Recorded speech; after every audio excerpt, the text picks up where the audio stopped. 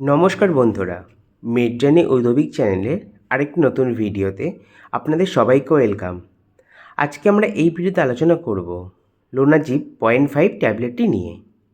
এই ভিডিওতে আমরা জানব এই ট্যাবলেটটির কাজ কী, ট্যাবলেটটি কী কী দিয়ে তৈরি, ট্যাবলেটটি কিভাবে খাবেন, ট্যাবলেটটির কোনো সাইড এফেক্ট আছে কি না, এই সব কিছু এই ভিডিওতে আলোচনা করতে চলেছি। তাই ভিডিওটি প্রথম থেকে শেষ পর্যন্ত দেখতে থাকুন।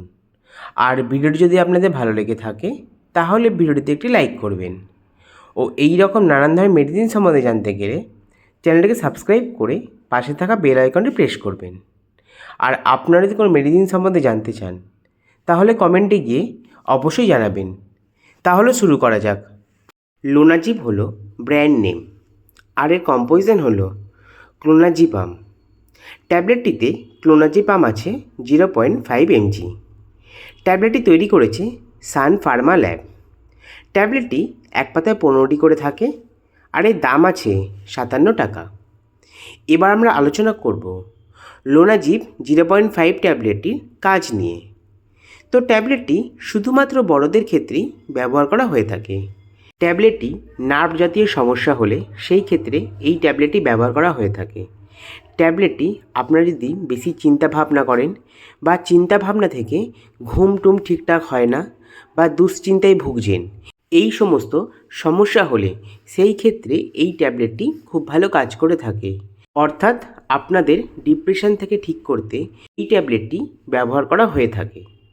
এবার আমরা আলোচনা করব লোনাজিপ 0.5 ট্যাবলেটটি কীভাবে ব্যবহার করবেন। তো ট্যাবলেটটি ব্যবহার করার আগে আপনারা ডক্টরের পরামর্শ অবশ্যই নেবেন। ট্যাবলেটটি আপনার কন্ডিশনের ওপর ডিপেন্ড করে তখন এই ট্যাবলেটটির ডোজ নির্ধারিত করা হয়ে থাকে।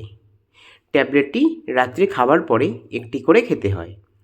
এবার আমরা আলোচনা করব লোনাজিপ 0.5 ট্যাবলেটটির সাইড এফেক্ট নিয়ে। তো ট্যাবলেটটিতে তেমন কোনো রকমের সাইড এফেক্ট দেখা যায় না। তো বন্ধুরা, এটাই ছিল লোনাজিপ 0.5 ট্যাবলেটটির সম্বন্ধে সম্পূর্ণ তথ্য।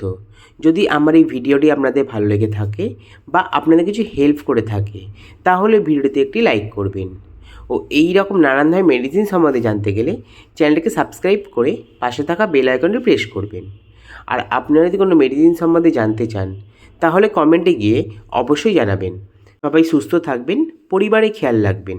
ধন্যবাদ।